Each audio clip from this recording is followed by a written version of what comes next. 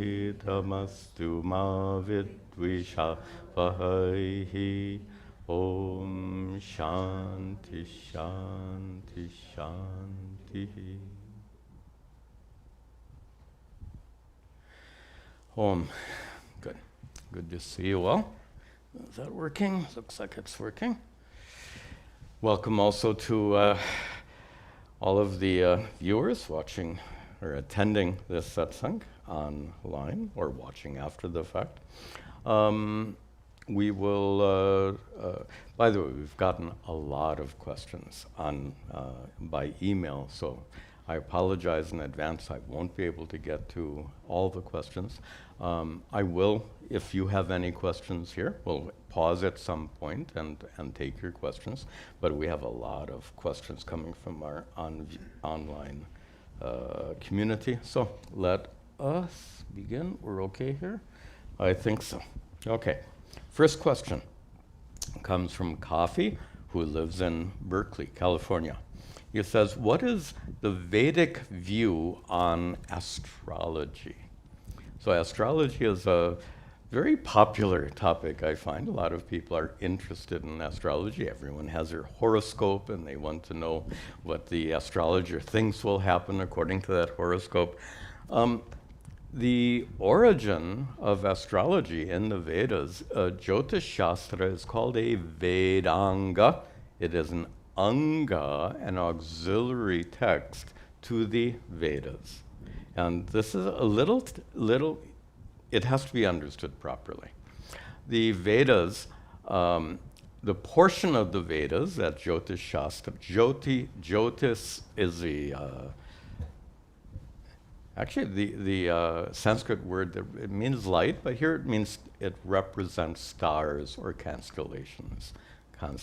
So Jyotish Shastra, the Shastra, the teachings, the scripture on Jyotish, on astrology.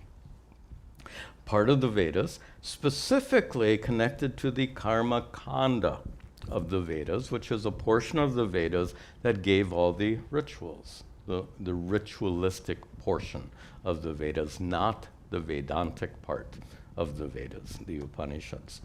And Jyotish Shastra was an important Vedanga, anga, a limb or auxiliary text associated with the Vedas, because all these rituals had to be done at proper times. So the Jyotish Shastra originally was meant exclusively for the purpose of finding out when certain rituals are to be done, and perhaps as importantly, when certain rituals should not be done. There are certain muhurtas, certain periods of time in which rituals should not be done. So the Jyotish Shastra, the Vedic astrology was consulted based on that.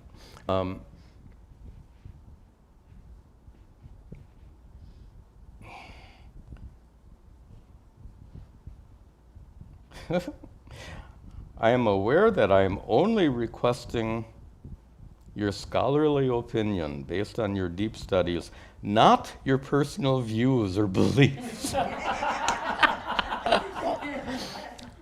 Coffee, thank you for your honesty. You have probably heard that I'm very scientific in my outlook, and Jyotish Shastra is non-scientific. It's not based on any kind of science. And he goes on to ask, what is the role does the Veda discuss this topic at all, or is it a relatively modern, invented terminology? So what's part of the original Vedic, part of the original approach of the Vedas was using astrology to fix the time of rituals. I don't think there's anything in there about horoscopes. And this what's now called predictive astrology. I'm not an expert on Jyotish Shastra, first of all. I've never studied Jyotish Shastra. I know for a fact that it is originally intended as a Vedanga to determine the times of rituals. But as far as I know, and I could stand to be corrected on this, as far as I know, it has nothing to do with the predictive astrology practiced nowadays with horoscopes and all that. That wasn't the original intent. What has that got to do with rituals? Vedic culture was a culture of rituals, not a culture of horoscopes. Okay, enough said. Next question from Arun, who lives in Bangalore. Multiple references are made to Lord Shiva and Vishnu descending to the earthly planes in human forms due to prayerful supplications made by devotees in order to establish dharma. This is what we call avatara, avatara vada, the scriptural teachings on avatars. So Arun's question, how then does Brahman, Nirguna Brahman, how does Nirguna Brahman assume name and form? Or to paraphrase Arun, how does Nirguna Brahman assume the form of these avatars? And the answer is no. Nirguna Brahman doesn't assume any form. Ishvara assumes forms, not Nirguna Brahman. Ishvara, technically we call Saguna Brahman. Saguna Brahman or Ishvara can come in the form of an avatara, as Arun correctly said, due to being invoked by the prayers of devotees for the sake of restoring dharma, as it's said in the Bhagavad Gita. But that is Ishvara or Saguna Brahman who assumes this form, not Nirguna Brahman. If you have some confusion about Saguna Brahman and Nirguna Brahman, or between Nirguna Brahman and Ishvara, I think my introduction to Vedanta videos will make that very clear. We have to really be clear about that difference. Okay, next question from Santosh. Santosh, I presume, lives in India. Vedanta says we are all Brahman. Our mind is made aware of the reflection of consciousness in it. But if we are pure consciousness, then when we die, it's like a wave dying and becoming water again. So if we are not enlightened, who is it that takes birth again when there is prarabdha karma?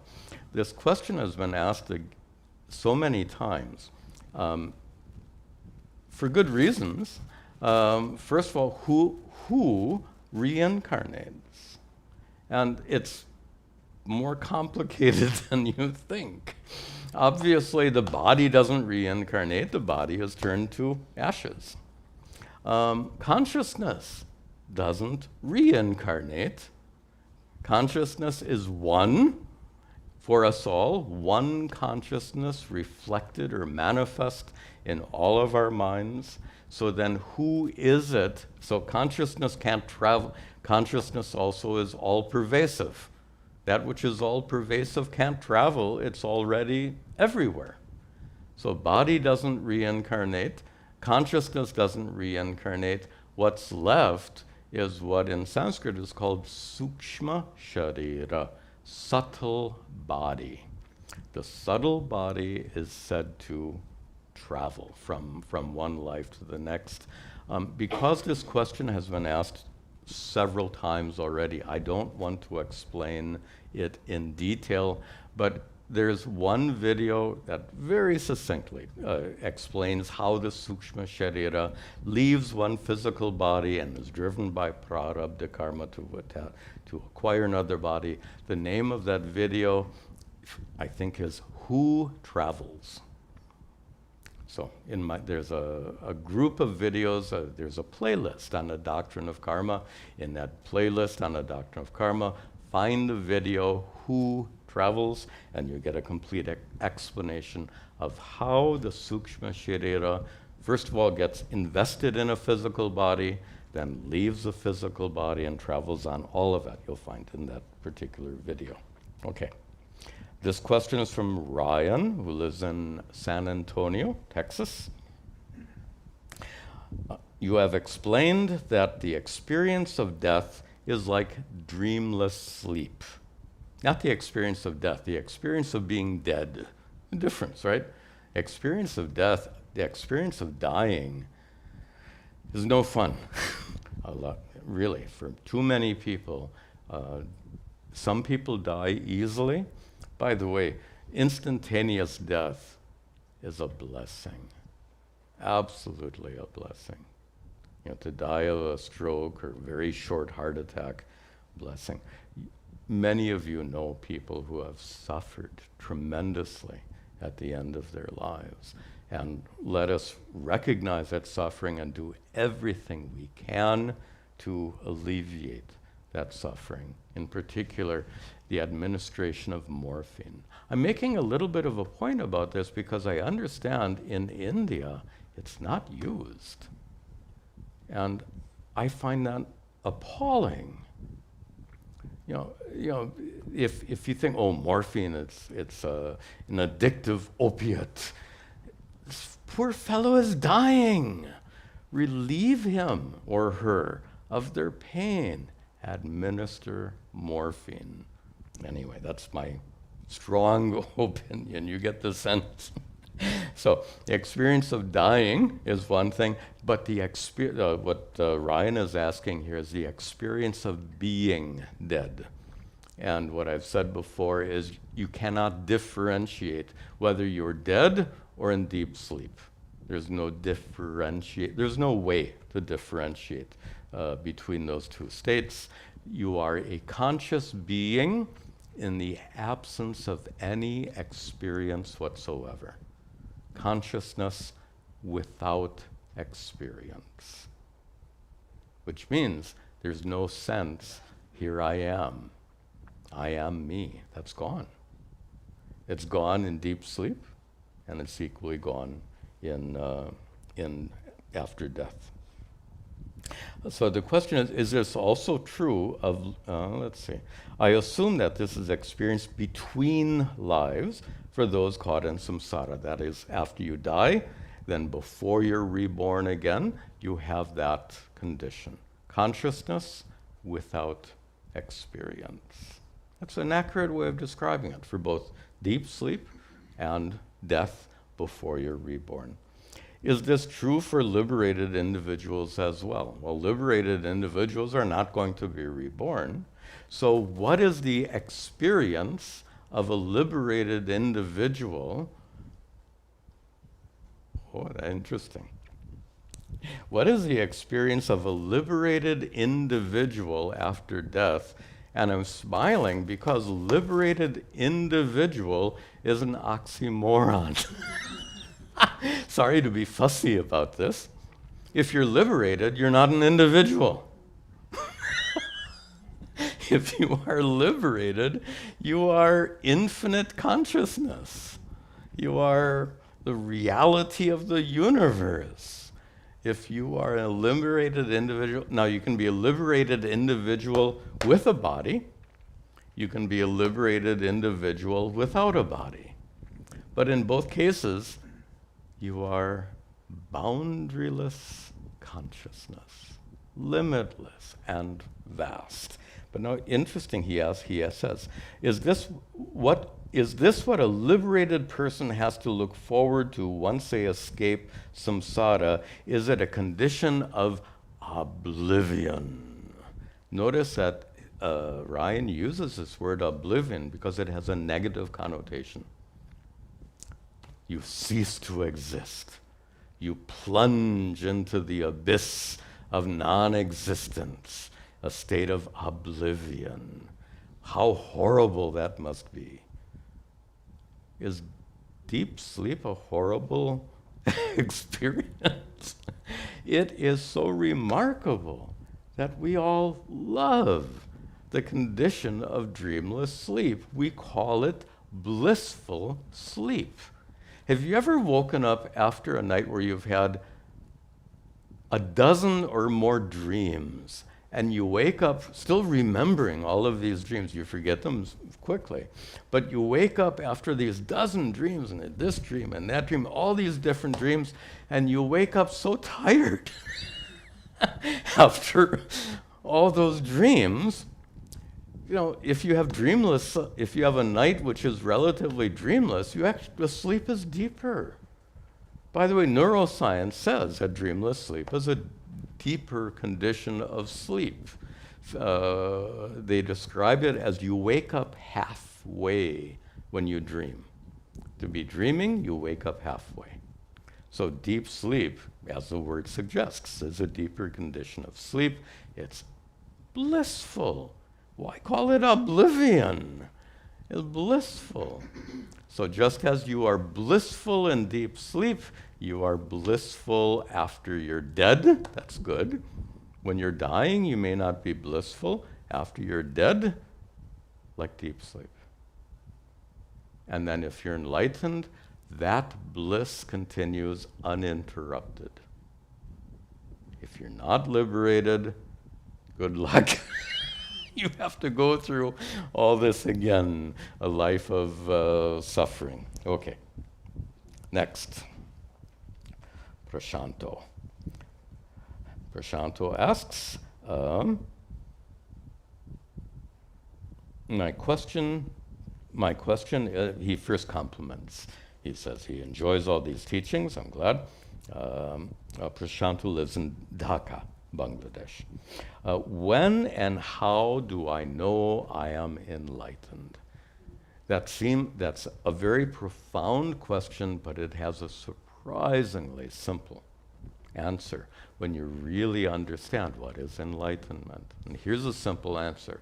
When and how do I know that I am enlightened? And the answer is when suffering comes to an end. That is by far the best answer. When suffering comes to an end. Notice I didn't say when pain comes to an end. Related to the prior question, pain comes to an end when you die. Thank goodness for that. The dying patient might suffer a lot of pain. And death is blissful freedom from that pain. It's a good thing. So many people are afraid of death, or they don't want their loved ones to die. There are so many blessings. Assuming that the body is already not suitable for living further. We're talking about end-of-life conditions. If the body is 95 years old and it's all decrepit, that to be 95, in fact, my guru made this joke. He says, when you're 95, everything hurts. He says, if you move your finger like this, it hurts. This is how he described old age. Everything hurts. And that's not a bad description at 95. It's not, you're not going to feel wonderful. When you imagine waking up when you're 95, what will you feel like? Already it doesn't feel so good. But 95, even this is going to hurt. Anyway, the point is that pain comes to an end with death, but pain continues while you're alive, even for an enlightened person. Absolutely.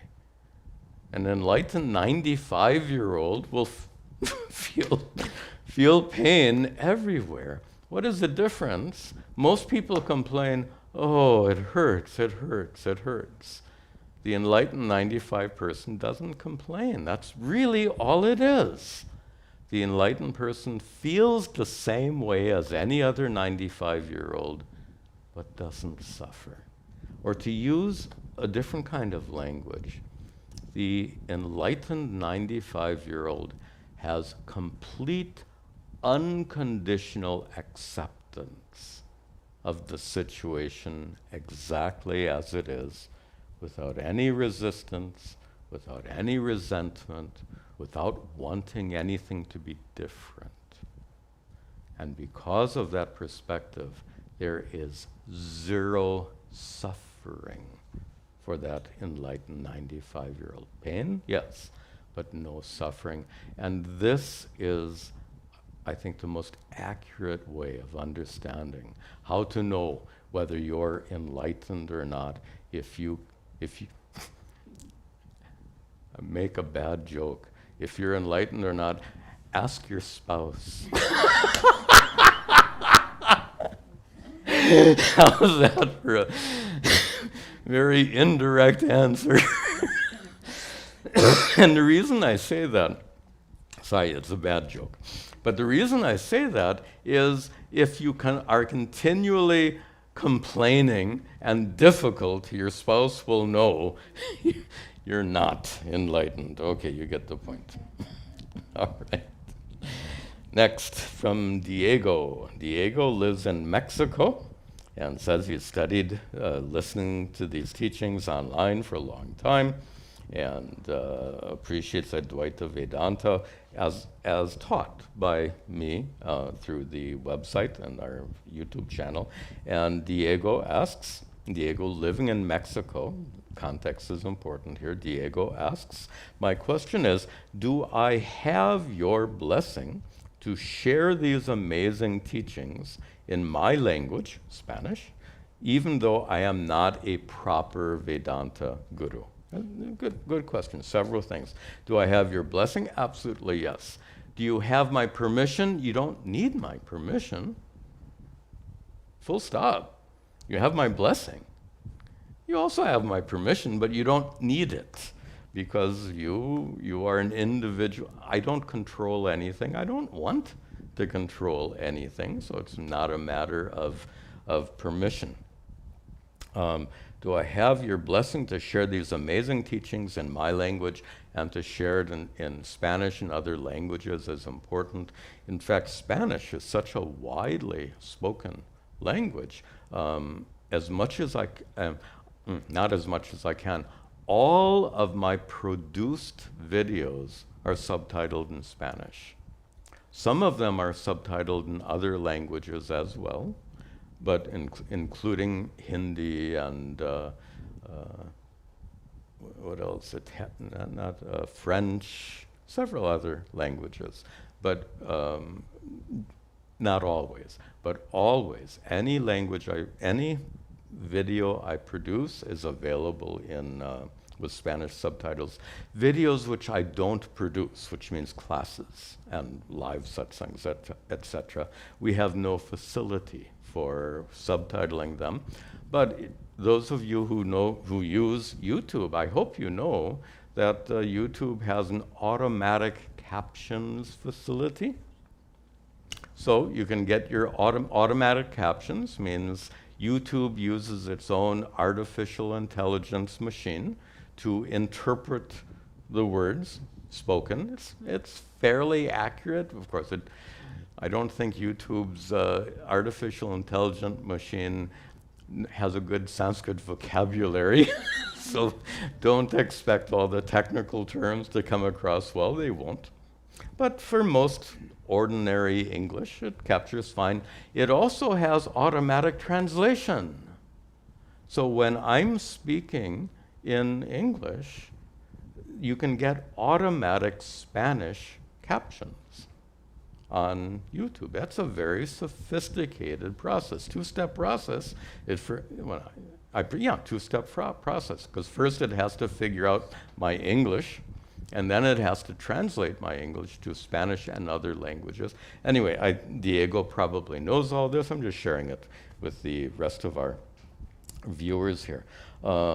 So to teach in other languages, especially widely used languages like Spanish, is important and helpful. Wonderful. Last part, even though I am not a proper Vedanta guru. So proper Vedanta guru, my definition of a proper Vedanta guru is you should know Sanskrit and have studied all the scriptures, all the important scriptures under the guidance of a proper guru. And there are relatively few people who are fortunate enough to have all that training. Does it mean you shouldn't teach unless you have all that training? No, of course not. It's very simple. Teach what you know, but there's an important corollary. You figured it out? Don't try to teach what you don't know. That's where less qualified teachers get in trouble. or when you think you know, when you have when you believe you know.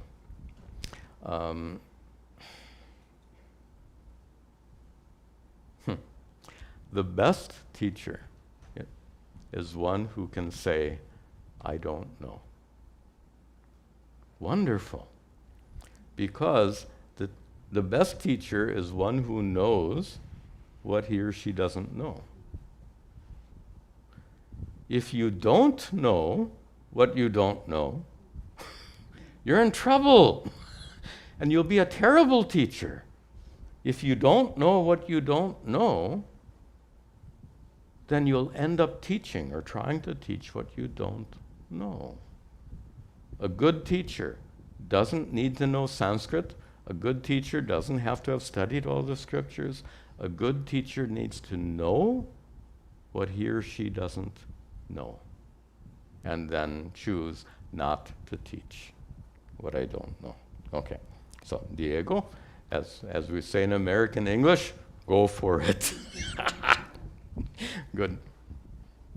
Shall I pause here? Are there any questions, local questions? There's a question here. Let's take a local question here. Swamiji, I'd like to understand asthitva. So this is more in the context of while doing Vidyaranya's Panchadashi, you were using an example to say that when we experience an object, we are actually experiencing two things, the object itself and its isness. And the pointing was that the isness points to Brahman. Okay. That was the context. It is in the context of... All right. So I'm just trying to understand asthitva as... because the way I would look at it is we are experiencing one thing, but we understand it to be nothing from Brahman. Okay. I think I understand what you're asking about. Isness. This pot has name and form. This pot also has isness. The name and form are associated with what we call pot. The isness is associated with clay, that because of which the pot exists. When you see a pot, and this is a trick question often means don't answer. And certainly don't answer yes or no.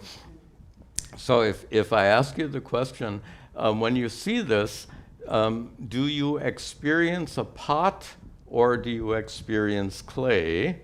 Trick question. Don't answer. Both are present in your experience. Because you can't experience a pot without clay, and you can't experience clay without some kind of name or form. You can't experience clay unless it has some kind of form, even if it's clay dust or clay mud or whatever it is, there's some kind of form. So clay and form are always experienced together. Name and form and isness are always experienced together. Notice you can't, this is really important. Can you experience, I just said this, so let's come back to it. First of all, isness, as you correctly said, is Brahman, and I think I've answered your question. Let's take it a step further. Can you experience clay absolutely free from Namarupa? That's not a trick question. So the answer, can you experience clay without any form whatsoever? No. Because, as I said, even if it's clay dust, dust is a form. Even if it's a lump, lump is a form. Even if it's whatever it is, if it's mush, it's still a form. You can't experience clay without some kind of form. The implication is, I hope clear, can you experience Brahman? Everyone says, how can I experience Brahman? And the irony is, are you experiencing clay right now? That's not a trick question. Are you experiencing clay? Yeah. Clay and pot are simultaneously experienced.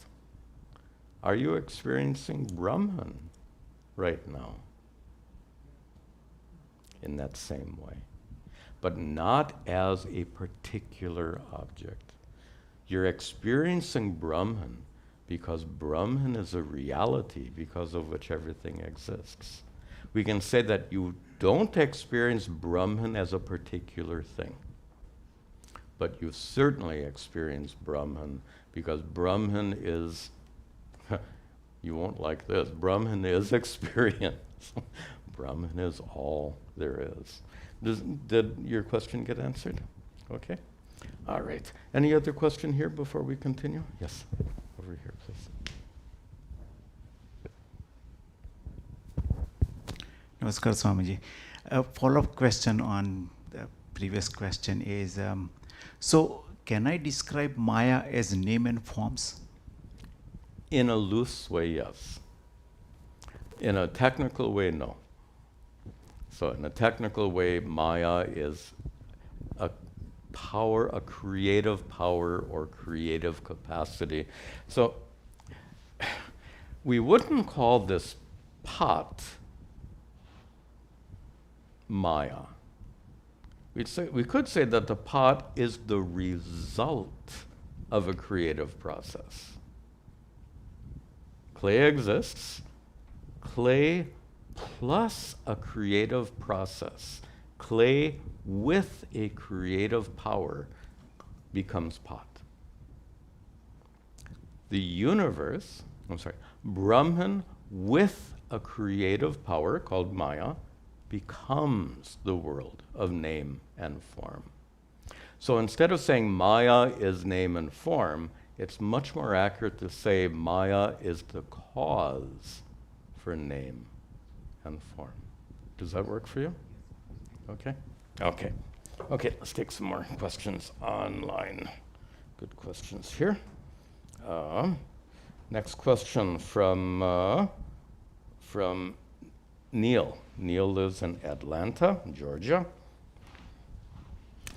Ishvara is the karma phala data, the giver of the fruits of our action. We commit actions.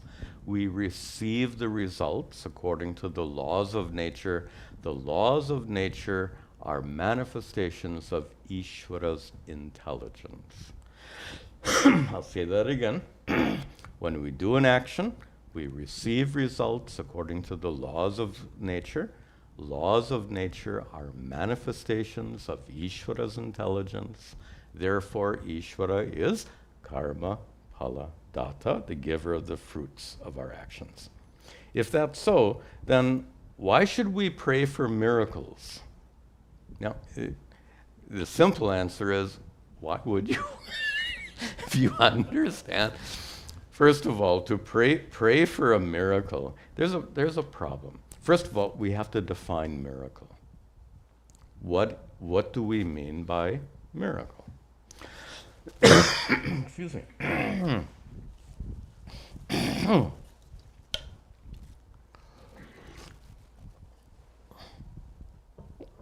We need a very careful definition of miracle. Miracle, our definition that we're going to use here, a miracle is that which happened, excuse me, let me turn this off. I'm fine, just something in my throat. Just wait a moment.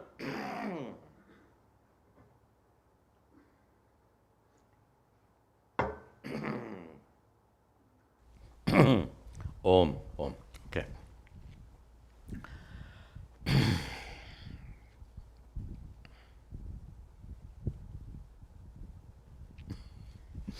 Is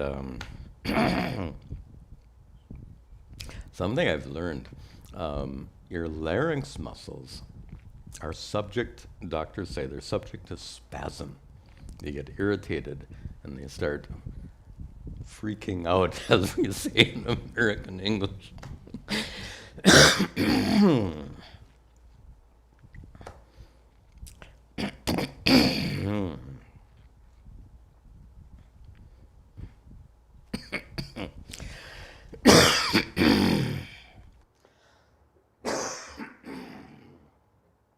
I'm okay.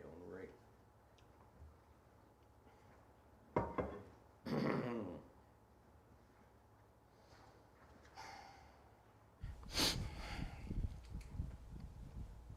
How do you tell your larynx muscles to chill?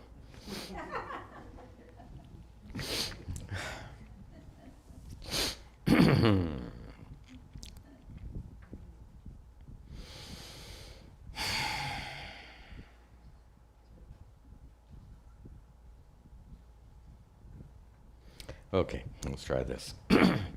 I'm fine, no problem.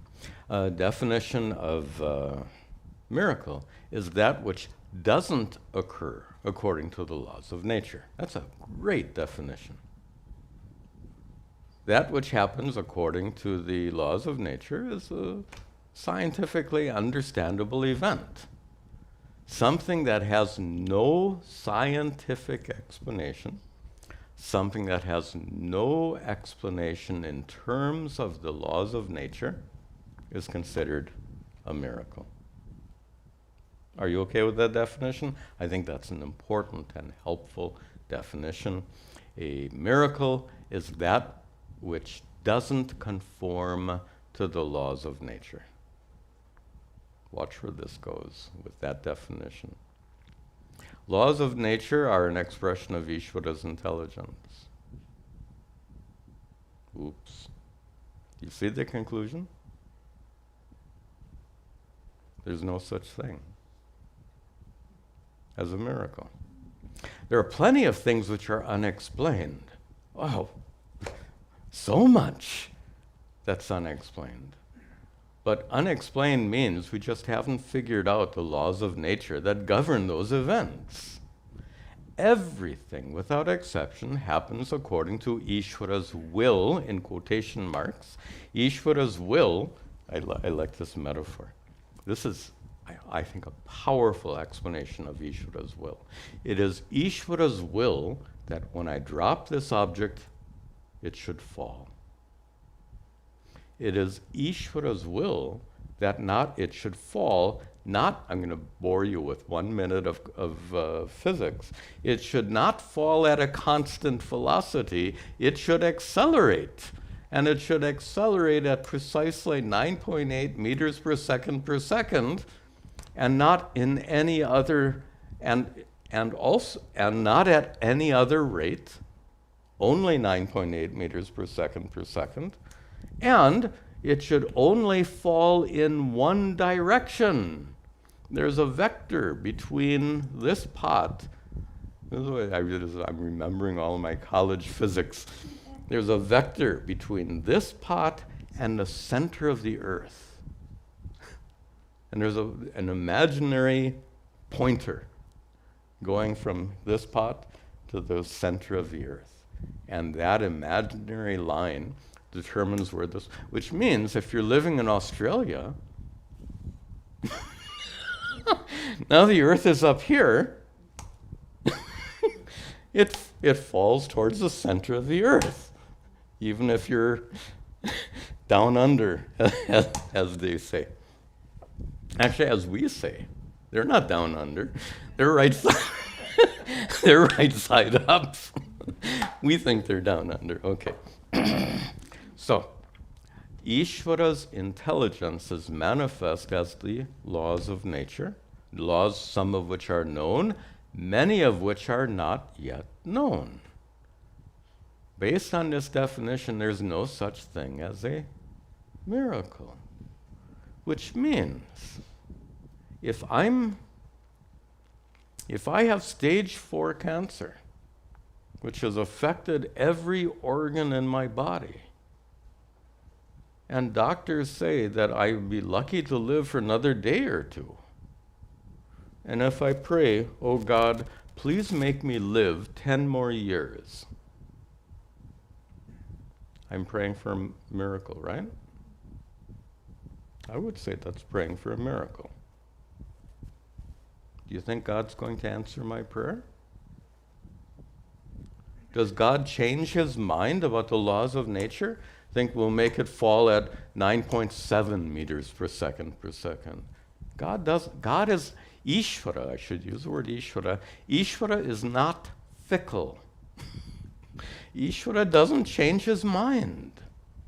9.8 meters per second means always 9.8 meters per second. Nature has its regularity order.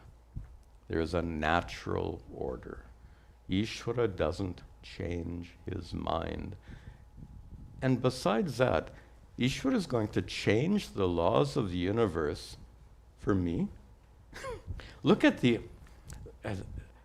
this is not exactly Neil's question, but it is relevant. Look at the arrogance of my prayer. Oh God, I know all the doctors have told me I'm going to die in a day or two, but you are the master of the universe. Therefore, you can change the laws of the universe. So therefore, God, I am imploring you with all my heart, please change the laws of the universe for me. How arrogant is such a prayer? And I know that sounds a little harsh, but it's true. The God of the cosmos is going to change the laws of nature just because I refuse to accept the natural condition of my God-given body. By the way, cancer is natural or not? Absolutely natural. That cancer is progressing through my body according to Ishvara's laws. So I'm asking God, please change your mind for me. I want you to be different for my sake. That sounds like a bad marriage.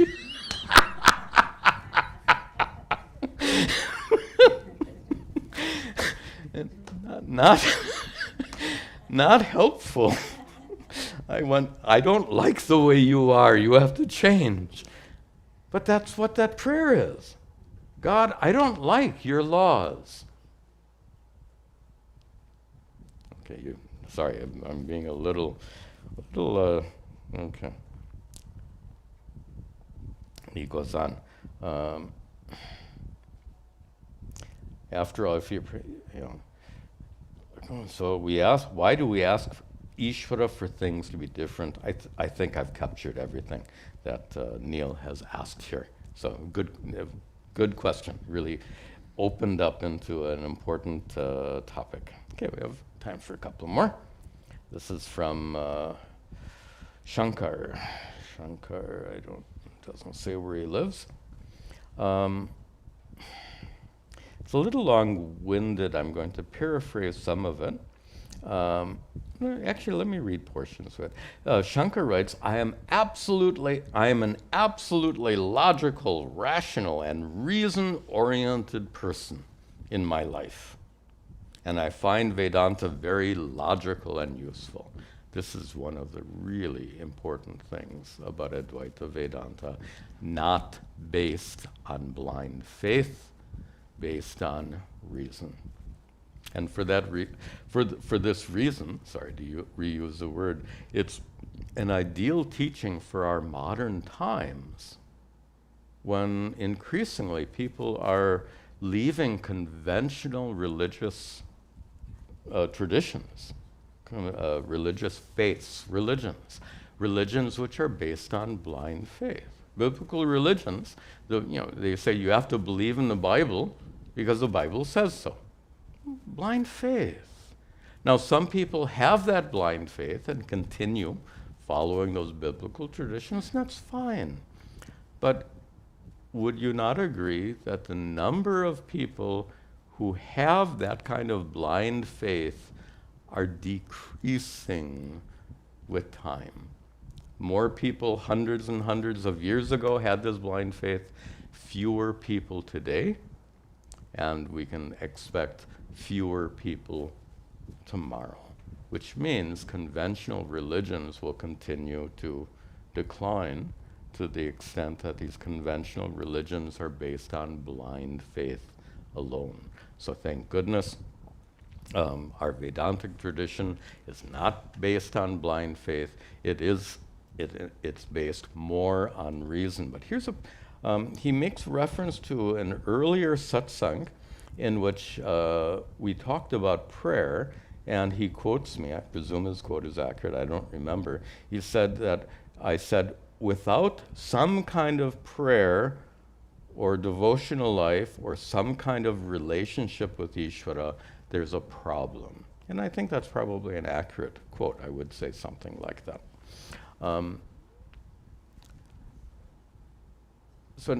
And the issue here is that if you are an intensely logical, rational person like Shankar, and then Swami Tadatmananda says, without some kind of prayer life or devotional life, your spiritual practice will be impeded. That was the sense of whatever I said before. I said that some kind of prayer or devotional life is extremely helpful for one on a spiritual path. I'm not sure exactly what I said before, but this sets the tone for our discussion here. Now the problem is, as I understand the rest of Shankar's question here, is if you are an extremely rational, logical person, and then I say you need some kind of prayer or devotional life, then what to do? And he says at some point, I still struggle to understand and adopt prayer and devotion towards Ishvara, and I'm not surprised. Because most people are raised, as I was too, we are raised to understand Ishvara, God, as a matter of faith.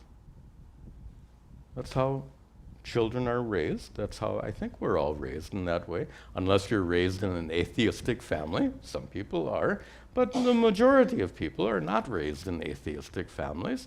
And children are taught that you should pray. And you ask mom, why should I pray? And it says, we have to believe in God. Mom will use her own words, but mom will say, there's God up there. And the child asks, how do I know God is up there? And mom says, well, I believe God is up there. You have to believe also. So what will mom say? It's a matter of belief. And that's the way children are taught. And then we grow up as an adult and we continue to think that prayer and devotion are still based on that childhood blind faith, and that's where we get into trouble. We grow up, interesting. When you were a child, you could barely add numbers. As an adult, you can, bad example. Nowadays, everyone uses calculators. No one can add numbers anymore. Bad example. Okay, let me try again. Need the right example. As a child, you had a very poor command of logic. As an adult, you have a sophisticated, powerful use of logic. So your logical skills have advanced tremendously from childhood to adulthood. Also your command of language. As a child, you spoke, as a young child, you didn't speak even proper grammar. And now, of course, you can speak very nicely. So our skills increase after childhood. Why is it then that many people grow up praying with the same mindset that they had as children? That's surprisingly common. We grow up in so many other ways, but we don't grow up religiously. We grow up still holding on to our childhood impressions of who and what God is. And then those childhood impressions, as we said, based on belief, blind faith, and then they come smack into the problem of reason and logic which we have as an adult. Well, that conflict And I think this is Shankar's conflict. He says, I struggle to understand and adopt prayer and devotion because of his being rational and logical. That's the issue, that we hold on to these childhood concepts of who and what is Ishvara. It's time to grow up religiously.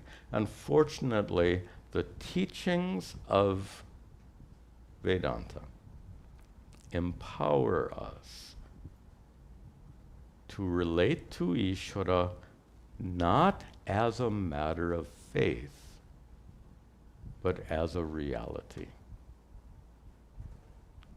Ishvara is a reality to be understood. Ishvara, for Vedantins, Ishvara is not merely a matter of faith. Ishvara is a reality to be understood. And based on your understanding, you can pray. I don't want to sound obnoxious, but if you say, Swamiji, do you believe in God? I would say, no.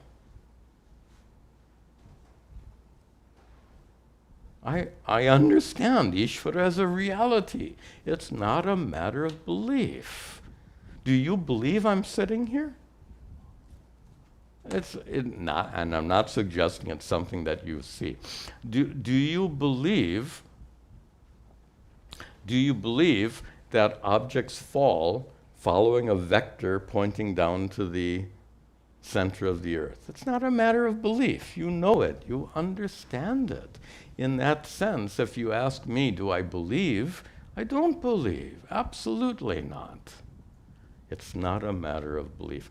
Now, the challenge, however, is attaining that level of understanding. To understand how objects fall due to the force of gravity and Newton's equation.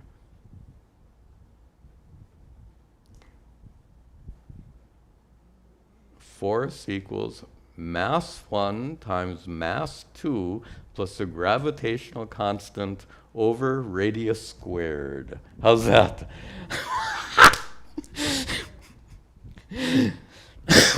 That's the equation. Anyway. You have to understand that. It doesn't come, it doesn't, some of you say, it doesn't come up and up. It doesn't come on its own. You have to learn it. In the same way, you have to understand who and what is Ishvara. When you understand, it's no longer a matter of faith. And that understanding is gained through the teachings of Vedanta. The teachings of Vedanta are more than adequate to give you a rational understanding of Ishvara, not as a matter of faith, but as a reality to be understood. And based on that understanding, it is absolutely possible to develop a rich prayer life and devotional life. And I'm a good example of that, because before I came to these teachings of Advaita Vedanta, I had zero faith and zero understanding. I was agnostic. Agnostic means no understanding, right? By the way, we should differentiate, this is a side topic. An atheist is a believer. Someone who believes that God doesn't exist. They have a belief. To be an atheist is to hold on to a belief. I believe there's... Do they know there's no God? Prove it. They don't know. They believe that God doesn't exist. So a theist believes God exists. An atheist believes God does not exist. I was an agnostic. Agnostic means I didn't know. Zero knowledge and zero faith. And to go from zero knowledge and zero faith to this. That's the power of these teachings of Vedanta. Okay, enough said. Just one or two more questions, we'll conclude. Amit,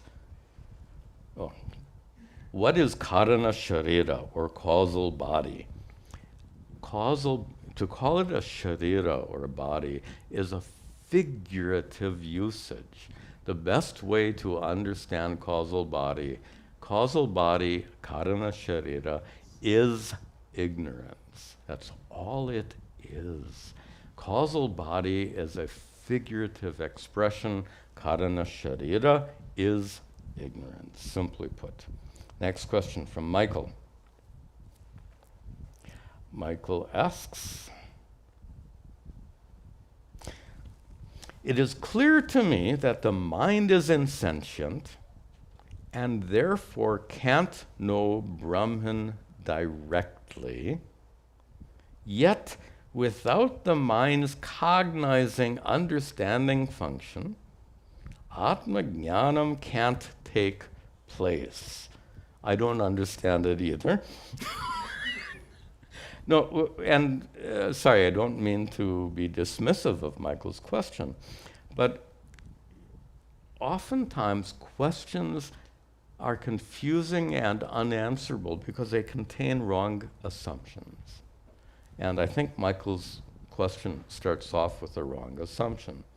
It is clear to me that the mind is insentient and therefore can't know. We'll just stop there. The mind is insentient and therefore is incapable of knowledge. The mind is capable of knowledge because the insentient mind is in the presence of consciousness. Consciousness pervades the universe. Consciousness is present with the mind. The two are interleaved, as it were, interwoven. So the mind, in the presence of consciousness, is capable of knowledge. But knowledge of what exists. Is your mind, right now your mind, Michael's mind and all of your minds, are capable of knowledge because your minds are in the presence of consciousness. Can you gain knowledge of the elephant I'm holding in my hand?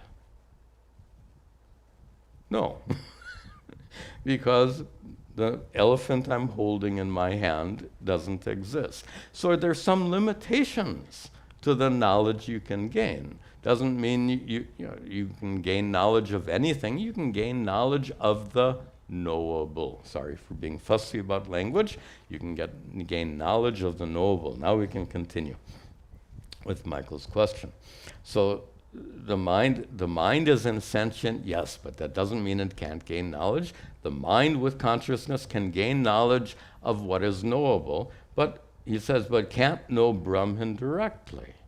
Well, we've already discussed this. Brahman directly is not knowable, just as clay in the absence of name and form is not directly knowable. Nirguna Brahman in the absence of name and form is not directly knowable. It's not a knowable. Like the elephant in my hand is not a knowable. Clay in the absence of form is not knowable. Brahman in the absence of form is not knowable. Okay.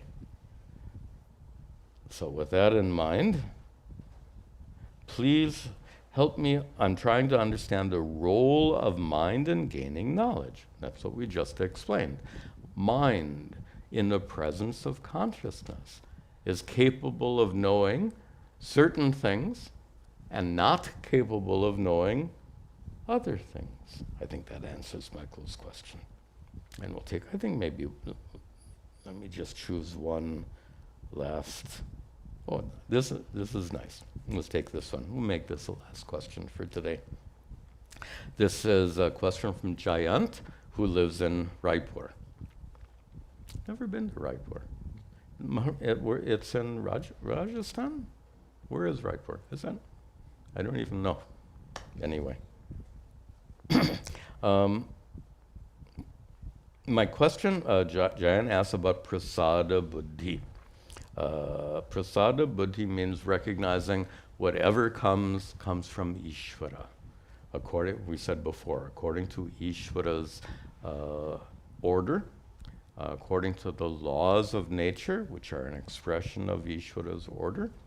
Okay? Suppose, and he says, Giant importantly says, attitude of prasada buddhi. An important part of karma yoga means whatever is coming to us is coming from Ishvara, and we accept it like prasada. Prasada is, in this context, it's what you receive after a ritual. This actually allow me to introduce this question with a joke. Some of you have heard this before. When you go to a temple, after the rituals are performed, the priest will come and give you prasad. Whatever has been offered will be given to you. And my teacher loves to tell this story. He says he was visiting a temple, and after the puja, the priest was distributing prasad to everyone.